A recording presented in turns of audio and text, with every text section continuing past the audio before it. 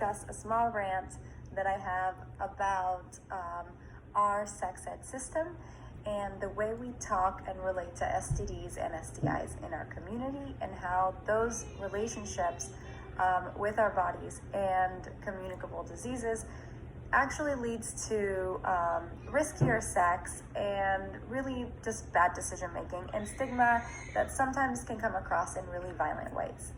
So I just want to start by saying that I am a sex educator. I have a published kids sex ed book called Positive Sexuality. It's for a demographic of like tween and preteen kids. It's a self-read. It's very sex positive, as the title says, and it actually very briefly mentions STDs and STIs for a specific reason. That reason is that we have found in research about sex education that stigma surrounding STDs and STIs actually leads us to kind of vilifying people who have STDs or STIs or who have had them in the past, and really shuts down the dialogue surrounding our sexual health. So where we could have before probably been hot and heavy with someone and been like, hey, I haven't been tested, so like let's wear a condom, or I haven't been tested, so let's tandem play instead of engaging, because as we know, condoms don't protect against all sexually transmitted diseases, infections, and parasites. Then I think it's important to say that when you shut down those conversations, what it becomes is a conversation about like shaming and about respectability politics. Like, are you a respectable person because you've never had the clap? But that's not how society works. So like, people get sick, people get diseases, and sometimes you can get treatment and sometimes you can get cured. Access to treatment is very much related to how much money we actually have, and it's related to our medical care system. The fact that we don't offer free STI testing and STD testing is honestly shameful. We can't expect our society to function where we don't have conversations about STDs or STIs, because then you potentially are not a respectable person because you even have to have the conversation. And then secondly, well, we don't have access to testing. So I get tested very regularly, about every 2 months. And I feel that even that could sometimes not be as often as I probably should. And if I do it privately, I could be paying $350 for a test. Well, that's not feasible on most people's budget. Most people can't afford to pay that once a year, much less every couple of months, much less with every interaction with a new partner. Of course, after waiting a certain amount gestation period, I like to wait at least 14 days. Some people wait less. There are quick tests for like HIV. And so there are some places that will offer free HIV testing, sometimes free chlamydia, gonorrhea, and syphilis testing. The treatment for chlamydia, syphilis, and gonorrhea is one pill. It is typically given to you. It's a high dose antibiotic. It's typically given to you at any kind of testing facility. In fact, there was a point that I went to go get tested and I had UTI symptoms, and they gave me the pill. I don't like to take medication for no reason, so I waited and I didn't have anything. So ironically, it is given and prescribed so freely that it's even given to people before test results come in. So know that some of the diseases you can get are actually very easy to treat.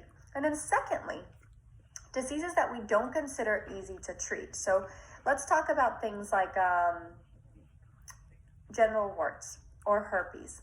So these diseases, these infections are viral. They stay in your body for life, but that doesn't mean that people live difficult lives with them.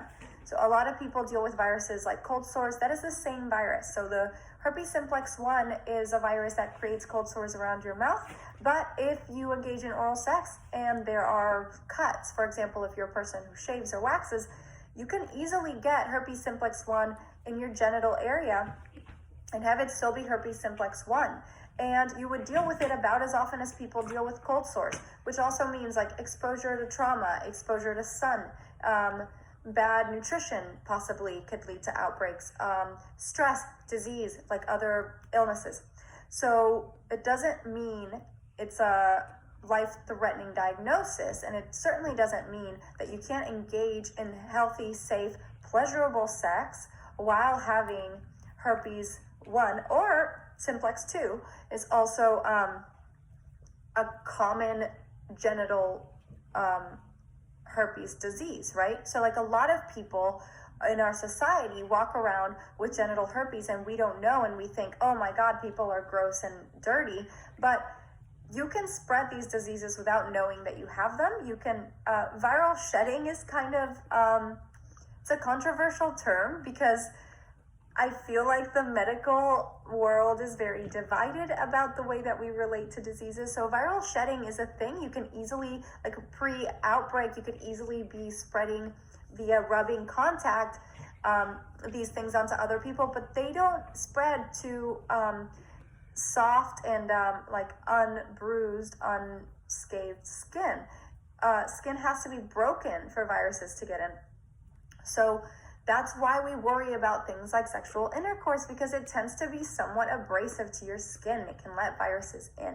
So consider that when you're having sex with people. Know that condoms don't protect against skin conditions because typically the entire skin area is not covered. So things like herpes and warts, they don't live inside of your seminal fluid and your vaginal fluid. They actually live on your skin. So protecting yourself is very different than what you may think, right? So shaming people who do have conditions like this is kind of counterproductive, right? So I will explore a little bit later the reasons that we don't shame people, but one of the main reasons is that no one will go get tested, nobody will go seek treatment and have better results and be less likely to spread to other partners if we're shaming people and calling them out on their behaviors because we think they were somewhat irresponsible, when, as we have learned, you don't always know, correct? And a lot of times people have diseases and don't show them and don't show symptoms. So with herpes, for example, simplex 1 or zoster, you always have bigger, stronger outbreaks at the beginning, and then gradually your body gets more capable of kind of fighting this virus off. The same way that people with cold sores typically have worse cold sores when they're children, and as they get older, they happen less and less often. Also, we have medications that treat outbreaks, and without being close to an outbreak or being reactive, then you're not going to spread this.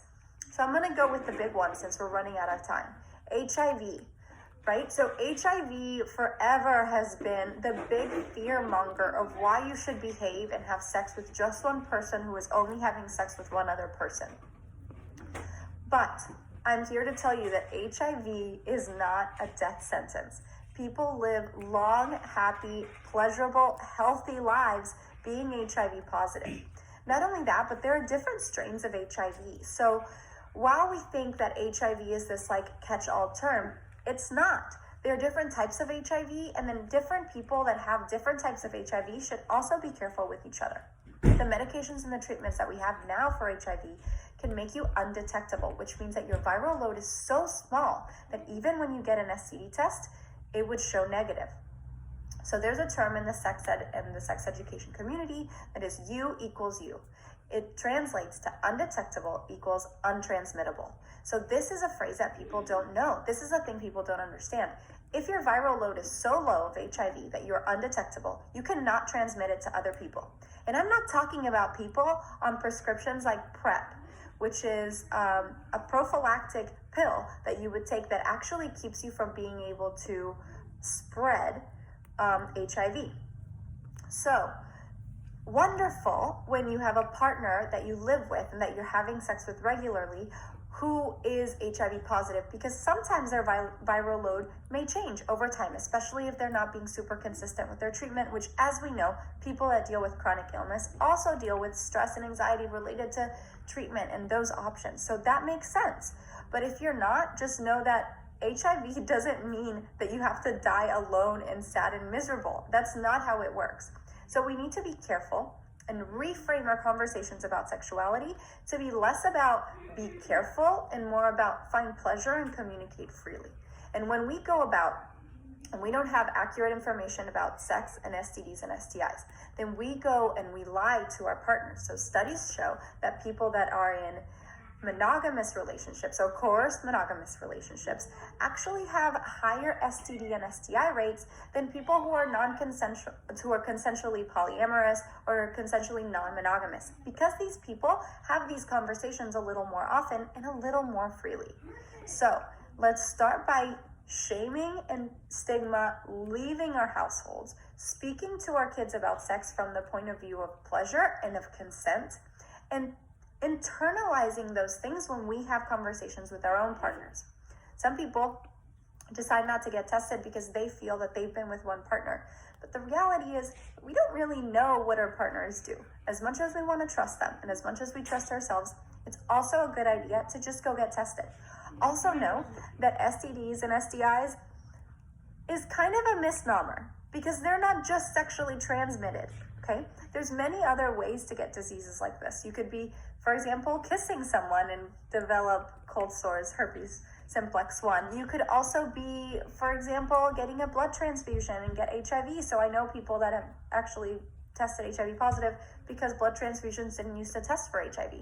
So know that the best way to keep yourself safe is to get tested often, and also to continue having the conversations with all of your partners and your family and your loved ones about why it's important to get tested, just to be aware so that we can be getting the treatment we need without shaming each other for having amazing, pleasurable encounters.